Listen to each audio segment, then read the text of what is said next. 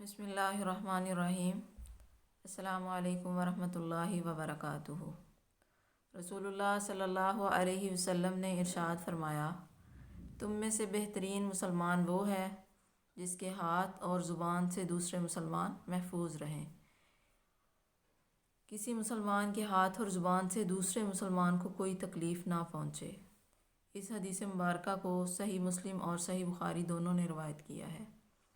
اس حدیث میں اللہ کے رسول صلی اللہ علیہ وسلم نے ایک مسلمان کے بہترین کس طرح وہ ہوتا ہے اس کا پیمانہ مقرر کیا ہے۔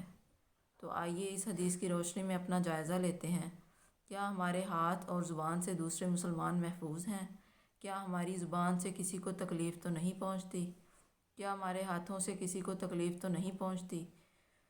اللہ تعالیٰ سے دعا ہے کہ اللہ تعالیٰ ہمیں اس حدیث پہ عمل کرنے کی توفیق عطا فرمائے، اور ہمارے جو ہمسائے ہیں، ہمارے ارد گرد کے جتنے بھی لوگ ہیں، اللہ تعالیٰ سے دعا ہے کہ اللہ تعالیٰ ہمیں ان کے حقوق اچھے طریقے سے ادا کرنے کی توفیق عطا فرمائے۔